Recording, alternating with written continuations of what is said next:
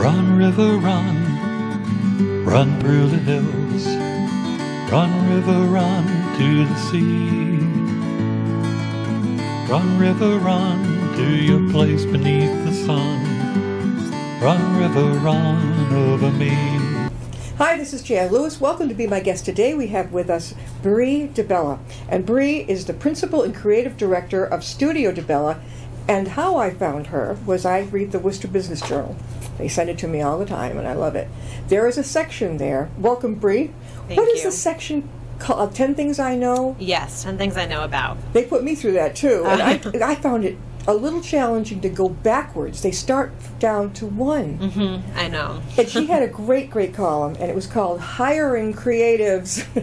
Do you guys out there, you CEOs, realize how many creative people are out there? They may not have a college degree, okay? May have just come out of high school, but they've got more background than the dude or whoever holding the degree for 4 years and never really made anything with it. Mm-hmm. How did you get into this, starting your own company?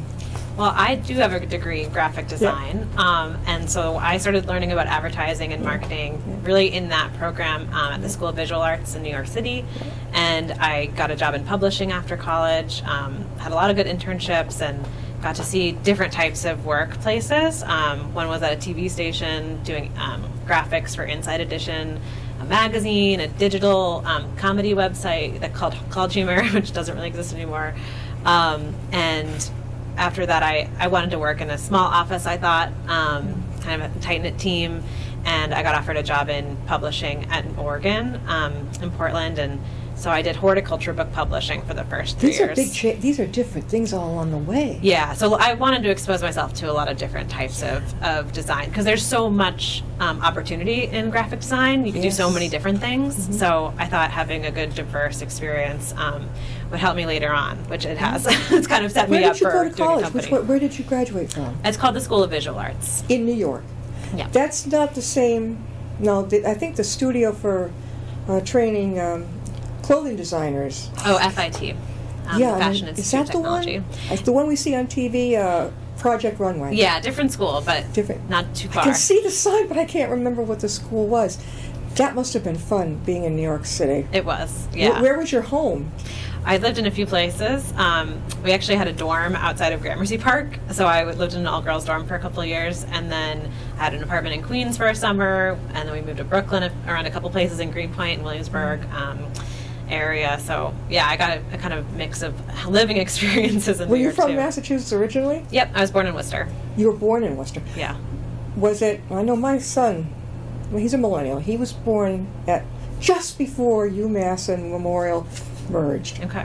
About a year ahead of 92. Mm-hmm. Are you roughly in that age? 89 for me. Okay, well, yeah. You're a millennial. Mm-hmm. Yeah, it was, it wasn't UMass yet, but boy, it didn't take long. Mm-hmm. And then they redid a lot of them, but that, you were born there in 89. Your mother was probably in that same second floor that I was in.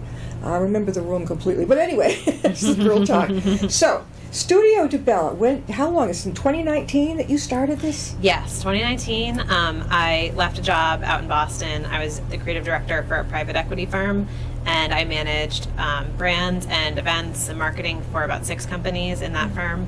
It was all healthcare technology. There was a medical practice in Florida and Jamaica. There was a couple device companies, a nonprofit that was about training surgeons.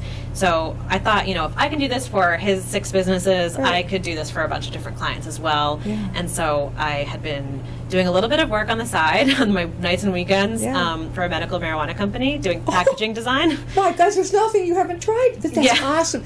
You're sort of like, do you ever find it a curse? I'm like this too. There are so many interests. Yes. Yep, that is definitely me. That's definitely me. I don't know. I think I get really excited about learning new things. Yeah. So when that happens, I tend to kind of go all in, and that passion is what I bring to my clients too, and so it helps us form like close relationships. So your background made you think of how to start it. Mm-hmm. But were you nervous starting Studio DeBella? A little bit. I mean, I kind of knew what I needed to do. So I had it in my head since I was in college that I wanted to have a business. Yeah. I knew I needed experience first, but my mom had a business with my grandfather when I was growing up. My dad had a video production company when I was a kid in the Worcester area. Yeah. Small, like just him. But I saw both my parents doing some creative entrepreneurial business when I was young and thought that it was within the realm of possibility, and definitely inspired me. So when I was in college, I kind of kept an eye out for which professionals were kind of making it on their own, and I was taking a lot of notes. Any city I lived in, I was kind of seeking out those female entrepreneurs that I could kind of pick their brain and find out how they did what they did, and kind of see, what about their businesses do I like? What might I want to borrow from in the future? And I think it was maybe 2 or 3 years before I actually left my job. I had gone to SCORE classes. I started reading what the Center for Women Enterprises was like, trying to get business resources before I actually took the leap, and kind of knew the building blocks really before I did it. And I worked for an entrepreneur, so working for a CEO that had started 6 companies, like, you learn a lot just by being around someone like that. Well, your parents are very supportive of this. You've seen it in your own family. Yeah, I mean, they both had their own struggles with their businesses, so they certainly knew the risks. And they were, cautious to encourage me without having a plan or, to make sure that I was making a choice that was right for my career as a whole. So I made sure that first, when I took the leap, I had a 4-month window of runway with my client. I had a contract, and we had a monthly agreement of what I'd be paid. So I wasn't really, drastically losing the salary I had, because I knew I was still going to have the income that I had when I had a full-time job. So it really gave me that 4 months to just work on their project and then make relationships that could help me build more business. So I joined the chamber, I joined a bunch of networking groups. I just kind of hit the ground running. Did you ever get into one of the Rotaries? I haven't yet, actually. Yeah, those are kind of fun. Yeah. No, I think there's, this area especially, I feel like there's just so many good groups. Oh, I think almost every town has a Rotary. Yeah. But I don't think we do yet, but there's Westboro, and so you... All right, I can't believe you have all these different things. You had the bees in your bonnet, and you're just like my mother used to say, you better go do it. Yeah. Were you the oldest in your family? I am. How many kids were there? I have a younger sister who's 4 years younger, and then I have a half-sister who's 10 years younger. 10, oh, okay. Yeah. That's... And my younger sister is taking the reliable, professional route. She's an accountant. She's like, we are so different in our approach to professions.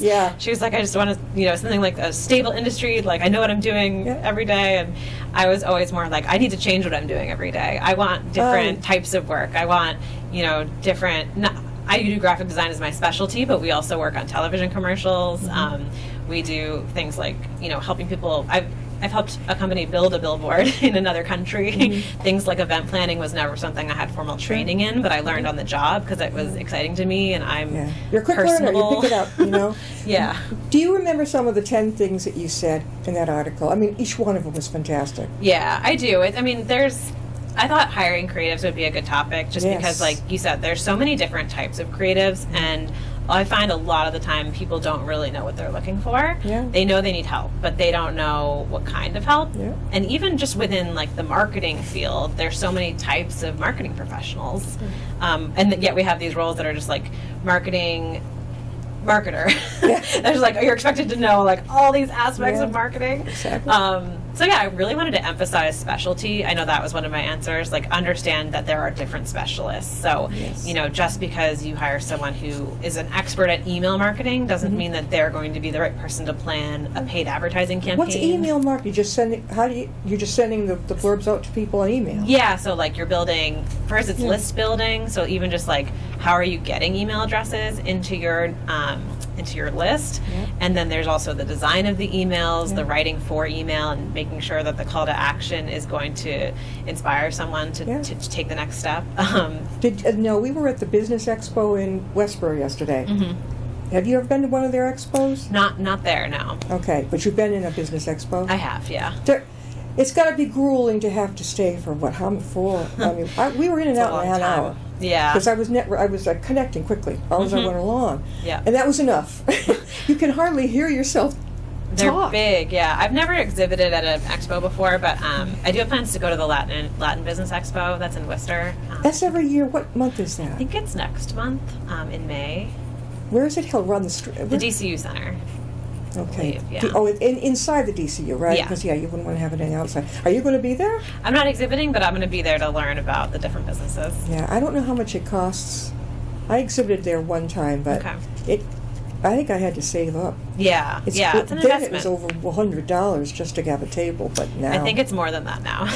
Yeah. And you know what? There's something, because I've done trade shows for companies before, I kind of know how much you can really invest. Like medical device trade shows, people are spending thousands of dollars on their booths. They're like, some people go crazy and they're like 20 by 30 booths, and they have lounges. Like we've built lounges and custom builds for trade shows before when I was with that company.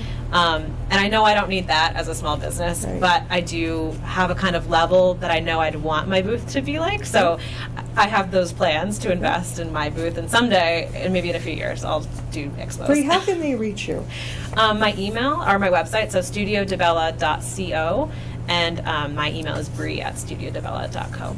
We've been talking with Bree DiBella, and she is the principal and creative director of Studio DeBella, and she had a wonderful article in one of the issues, the latest issues of Worcester Journal, and it was called Creatives, Hiring Creatives. I'm like, ding! I mean, I was just right onto it.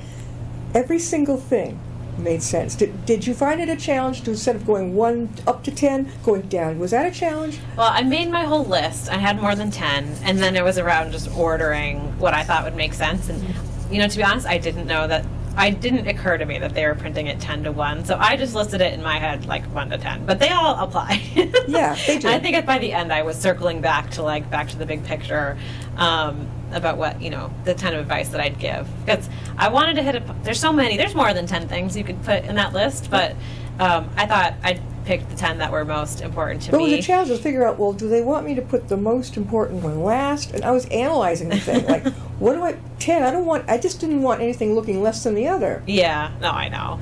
Well, I think, too, there's something about hiring creatives that at the end of the day, you want to connect with the person you're hiring, because they're there to help you, and they need to understand you and what you want. So I think, like, that connection was important to include. I think I threw that one towards the end, but it could have easily been at the beginning. When you started your business, Studio DeBella, did you start with like one customer, one client, and just kind of like give them 6 months to see if they like working with you?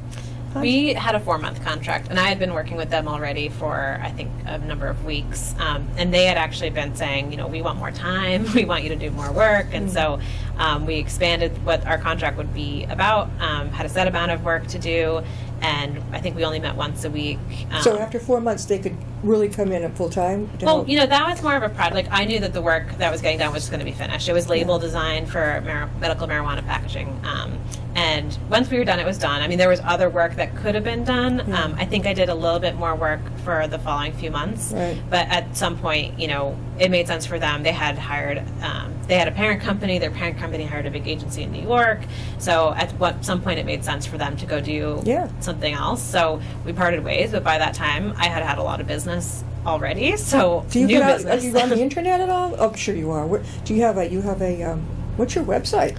StudioDeBella.co is my website, but most of our business is by referral, actually. So just people who you've already worked for, right? Yeah, and people that I've worked with. So at companies, they knew I was leaving my job to start a business, and they were, oh, she's available. Like, we can, how can we work with her? So do you find that emails are much more inviting than anything else? I mean, I'd rather be emailing with a customer. Than talking on the phone, but that would be second in line. Texting, I'm like, oh my god, here we go again. I don't need that doesn't stay as organized for me. I need email. I need emails. I understand, because I'm seeing it, I'm writing it, but you have some people who just want to do this, and I'm like, you can't count on me always hearing my phone. I don't live. It's not attached by an umbilical cord with me. Me neither. In the waiting room, where you're in a restaurant and you're watching people do this, and they're sitting right opposite each other. What is the? Well, you're a millennial. You know the drill. You know what's going on. I don't really use my phone that much, and you'd be surprised because we manage a couple of social accounts. But the more business we do in social media, the less I'm personally using social media. Just like I am. Yeah, I am. I'm not into. What are some of the things? What do you think of LinkedIn? I like LinkedIn a lot, actually. You like it? Yeah, and we, with the Chamber of Commerce, the Worcester Chamber of Commerce, we we manage their social media, and one of the platforms that I saw the biggest opportunity for growth was their LinkedIn account. Yeah. They weren't doing a ton of promotion or posting on their LinkedIn. It's something that we grew the numbers like really big in the beginning, and we still see it as a huge place for growth for them. So you're on building LinkedIn. an audience. Okay, so you're on LinkedIn. Yeah. The blurb thing, are you into that? What do you mean by The that? blog. I call it blog. It's a blog. blog. Yeah, I don't do a ton of blogging right now. Yeah. I honestly, if I had time for it, I would. But I know it's valuable to do. Yeah. It's one of those things, and I find this with a lot of, with my business, but a lot of small businesses. Like you really want to put your focus and time into the things that are going to make the biggest difference for your business early on. I know. So right now, we don't need a ton of business, so I don't spend a ton of time blogging because I have a long list of clients that trust me already, and it's just about serving them and making sure we do good work for them. And but as I grow my team, which now we've grown to 7 people, which is crazy, all part-time. Well, that's good. It's nice to have. And as we've grown our resources, I'm seeing more opportunity for some of my interns and writers to contribute to our business You blog. are on your way. My God, when I was, I was a late bloomer. It took me a long time. But then, I call it the curse. But then all of a sudden, everything started coming. Like, I want to do this, try this, and I did. Mm-hmm. And I thank my mom, who's not with us anymore. But she would say, "You've got to be in your bonnet. You better go do it." She knew. I don't think Dad caught on that much. She did. Yeah. I would get a stomachache. I would feel sick if I felt I really needed to do something. She knew. Were your parents like that too? My grandfather was. He had a stained glass business in Northborough. Yeah. I found articles, like old articles from the newspaper. It was whatever was before the telegram. And there's a quote in there that I read recently, and it was, follow your passions. If you don't love what you're doing for work, you're not doing the right thing. Exactly. And I think, that really rubbed off on me, because Yes. I've really, all that I've done for work has really been passion driven. You remind me of my dad. He and Mom met at Emerson. Mm-hmm. He wanted to go into broadcasting. She was on stage. And they got married, and she gave away that idea. She was a mom and a wife. And he started out in broadcasting, founded a station in Maine, in Biddeford, Maine. But then, later, he went into being a sales manager, executive type of thing. Mm-hmm. Worked corporate for many years, sales, rep, the whole thing. Yeah. And then one day, it just sort of hit him that, you know what? I want to open a printing shop.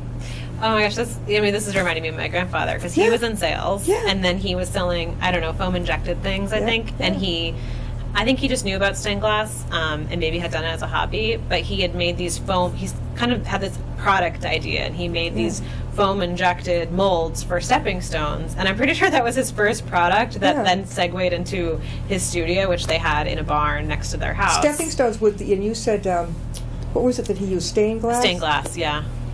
And it was a shop in Northborough. Yeah, so they had the biggest supply of stained glass materials in the state for a really long time. And they did everything from Tiffany lamps, they taught classes.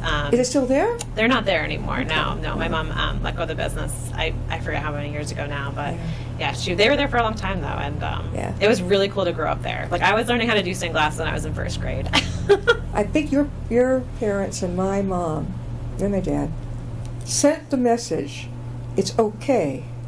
Try it. Yeah. If it doesn't work, get back on your feet. Try something else. Mm-hmm. What have you got to lose? And I have a young person in my family she was interested in her own business, and she said, do you have to put a lot of money? She's scared to death that she's going to lose. I'm like, no. Start small. Yeah. You got your home office, or do what you're going to do, and just kind of, it's like throwing a fishing reel out. Mm-hmm. See what you're going to catch. Throw something against the wall and see what sticks. I mean, that's the way I see it. I see that as well, yeah. I don't invest more than I make.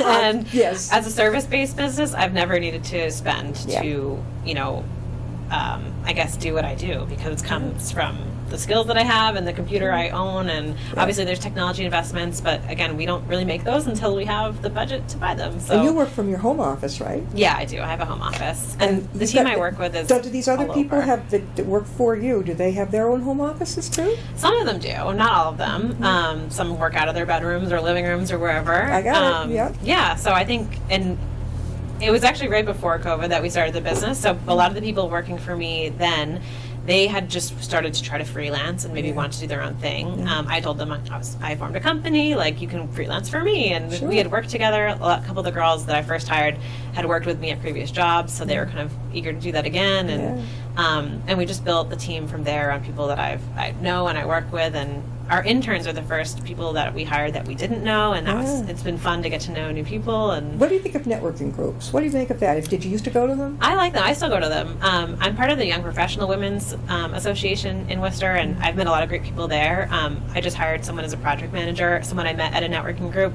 and she had never been a project manager, but I thought, I think you're smart and you have potential, and your ability to see the potential of somebody. That's important, and hence that wonderful article she wrote about the 10 things about, and then she put the creatives, hiring creatives.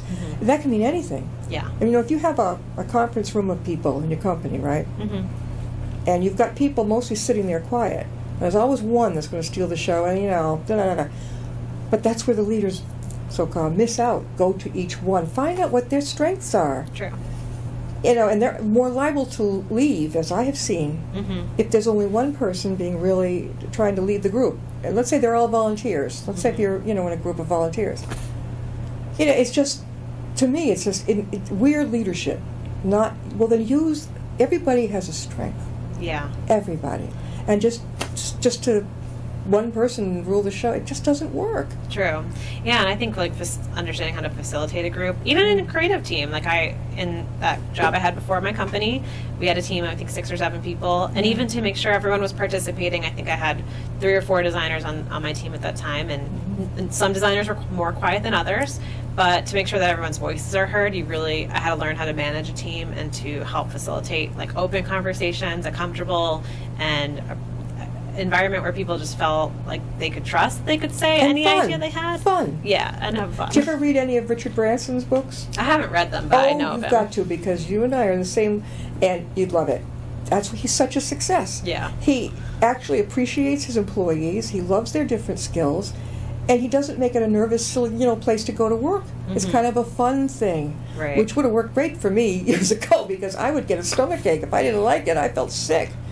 And that was my cue. It's time to move on. And we've been talking with Bree DiBella, and she is the principal and creative director of the DeBella Studio. How, again, can they reach you? You can reach me at bree@studiodebella.co. Are you looking for anybody else to come on board, to be hired? I'm always interested in seeing portfolios, reviewing creative work. It's something you kind of never know with our work. Sometimes we get so much work at once from our existing clients that we do need to hire new people. I think I have, I'm talking to 4 to 6 different smaller agencies like mine that we are bringing into projects that we have going on. So in addition to my team, we work with other businesses that do creative service support, and it's all kind of in service of the clients we have. You've got a great network already.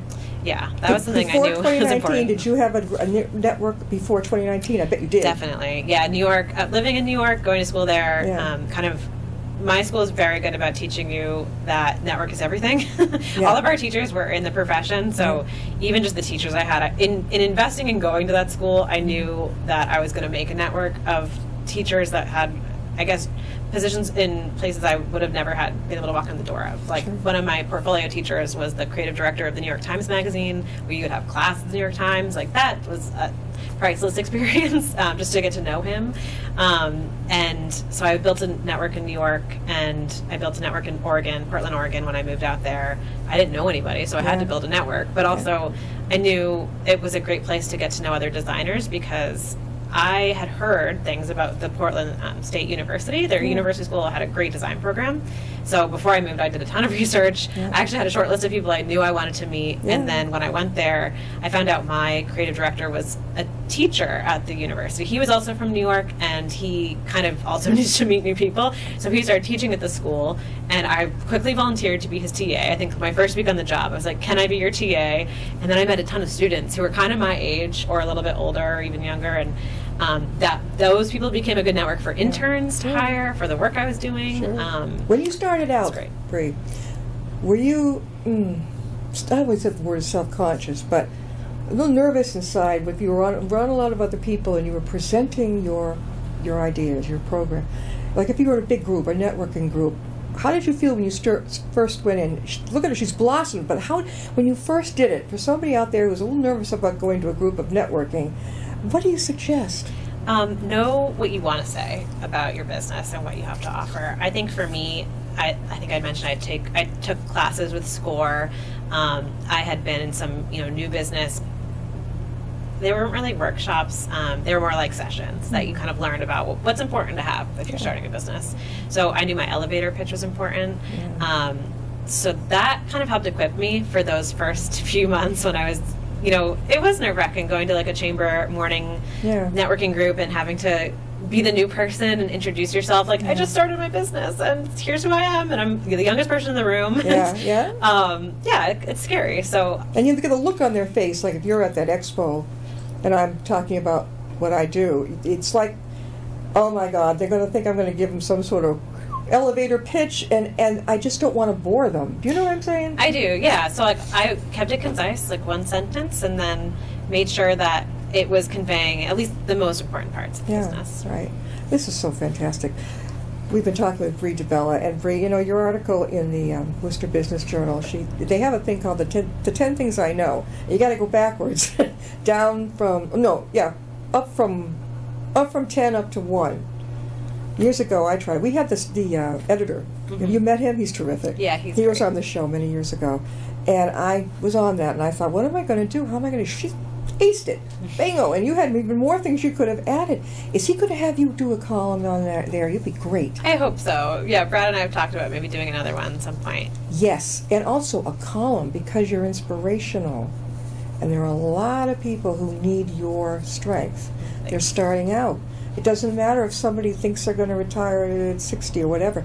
People are starting again because of the long age. If you look at the obituaries, 90s, 100s, it's like you can start all over again and do something you'd like. Well, it sounds like my neighbor, actually. She's retired, but she's starting a business in her home. What is she going to start? What is she doing? A microgreens business. Microfish? Microgreens. What is microgreens? Microgreens you grow them in a greenhouse, and they're just like things that top salads. And I thought it was a computer. Oh, no. It's food. I had to learn what a hard drive is years ago. I'm like, what the heck is that? I had to learn, and fast. I had a lawyer who, the only way I could get him to communicate, I said, okay, I'm going to have to cave and learn how to... And I did. It took me a month. Wow. Going from library to library and getting help. How do I do this? Yeah. It's been great. We're going to have to close now. But Dee, let's have you back again. Would Happy you like to be back. This is great. She's an inspiration to me, too. Thanks so much for being with us. Thanks for having me. You're welcome. We'll see you next time. Bye.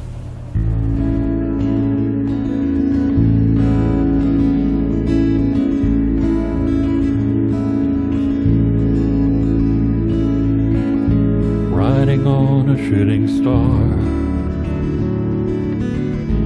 heading out toward a dream. Tomorrow's even closer than it seems.